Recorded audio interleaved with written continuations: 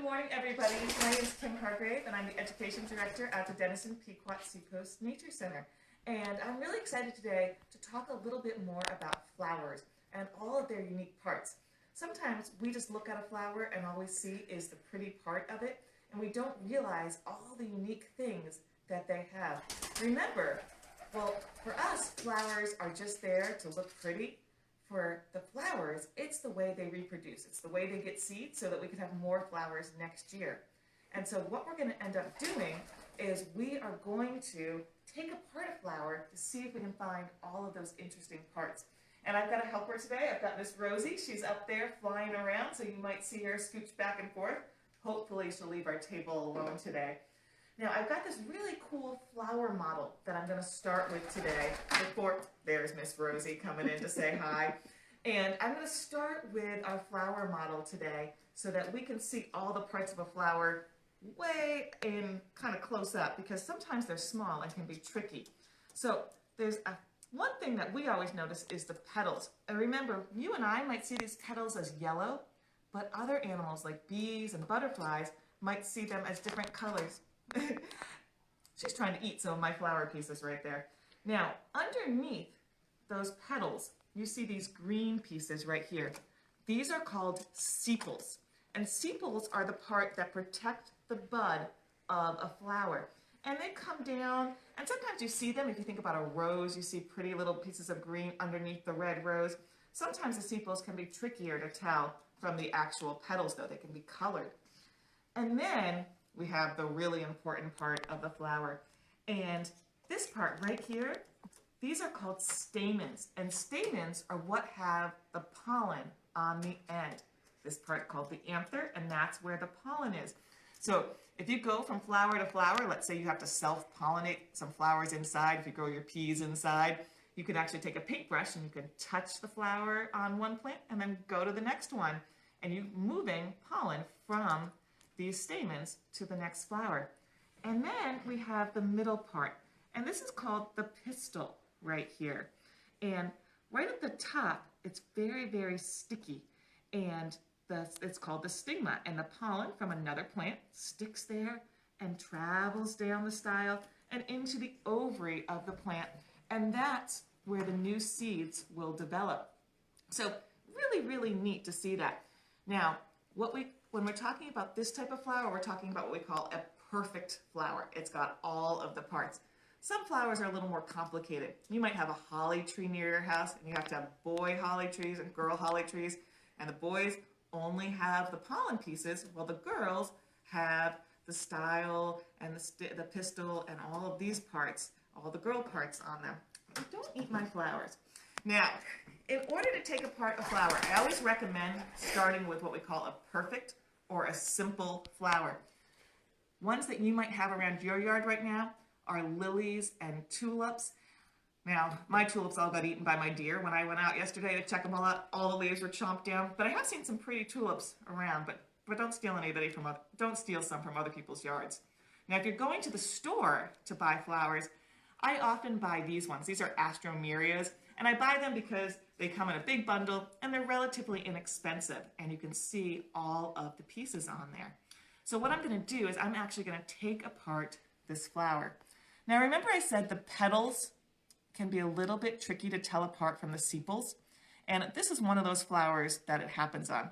So this right here is actually a sepal. It's got 3 sepals, 1, 2, 3, and they just look like pretty big, fat petals, but these are actually sepals right here. You see the little green right there? That's left over from when it was a tight bud on the plant. So I'm going to put these over here on my sepal page, and then I've got my petals. So the petals here are a little bit narrower. I'm going to pull those off. I'm going to pull another one off, and I'll pull another one off. So I've got all my petals off, and then I've got the inside of my flower. All right, so you can see the stamens. These are the stamens right here, and they would have the pollen on the end. So if I bring flowers home and my husband's there, he gets mad because just the pollen from cut flowers in the house can make him start to sneeze. And so what some people do is they just actually cut off the pollen, cut off the anthers with the pollen on, and then they can still have cut flowers in their house. So I'm going to put these stamens over here. So it's the filament that holds up the anther with the pollen on it. And I'm going to take all those off. Now, of course, sometimes when you're taking apart a flower, some pieces have fallen off and they're not always as perfect as possible. So of course, this is my center of my flower, which should be the pistil, but of course the top part has broken off. So I'm going to show you this one instead right here that I pulled off earlier. So you can kind of see, this is the pistil right here. So you can see it looks a little bit different. The top is often sticky and that helps to attract the pollen. The pollen will stick there and then travel down and go into the ovary of the plant. So I'm going to break this part off right here. And this fat part right here is the part that will develop into the seed. And I'm going to use my fingernail and I'm just going to break it open. And if you look really carefully inside, can you see those little white things? Those are what are going to develop into the next set of seeds for the plant. So it's a really, really amazing and complicated process to make seeds. Now let's look at a few other flowers right here. All right, so we all know our daffodil flowers. So daffodils are another really cool flower.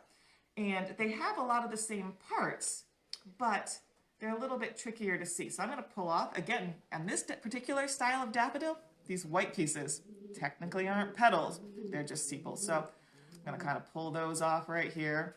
I'll put them over on our petal pile. And then look at the cool yellow and orange on this one right here. So you can really get in there and you can see the orange yellow petal that's going to attract pollinators. And then I'm going to kind of pull that off so you can really see the stamens and the pistil in there. Do you see all that pollen right here? I bet I could get some of that pollen right onto my finger. So if you touch it, I'm getting little yellow pollen dust right on my finger.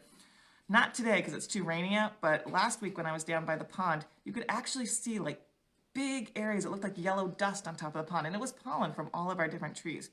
So this is all the pollen right here, and this part right in the middle again is our pistil. And the pollen would stick to the pistil from another flower and travel down. I'm going to hold it up like this so you can see that big bump right there. That's the ovary, and that's where seeds would develop for our daffodils. Now, of course, daffodils are a little bit tricky because we usually grow them from bulbs and things like that, but they do get seeds as well. So look right in there. Can you see it? Those are what we call the ovules, which would turn into seeds. So absolutely amazing. Now, if you really want to just pick any flower that's around, you can look even at dandelions. But dandelions are a more challenging flower because they're not a simple flower. They're a very complex flower. I know we don't always think about dandelions as being complex, but they are. And they actually have multiple petals, multiple pistils, and multiple stamens in there. So when you look, you can see all these different petals. Take a look at it at home. They're really fun to kind of pull apart, and you can see all the different pieces right in here of the dandelion flower. Other flowers, like sunflowers, are also complex. And let's see, asters and things like that that have what we call array of flowers. All right, they are not just one simple flower, they're lots together. I picked a couple other flowers that I wanted to show you just around the Nature Center today. One is a violet. This is a really cool flower as well. You can see the petals right here, and then inside, super tiny, you can see again, it's got the pollen. And these violets right now are really, really important for our pollinators.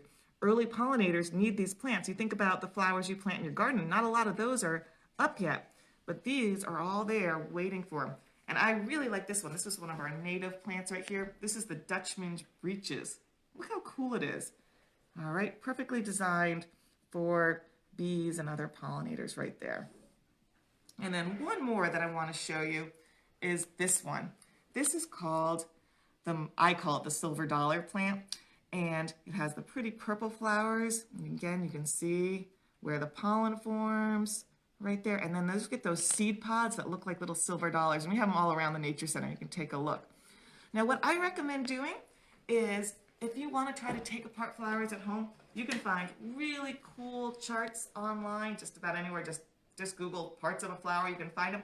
and then go around your yard, find a few flowers to pick, see all the different parts. You can even wait till they're a little gone by, and if you don't want to disturb your fresh flowers. Just don't steal flowers from your neighbor's yards. They'll get mad about it. So if anybody has any questions about parts of a flower, you can let me know. All right.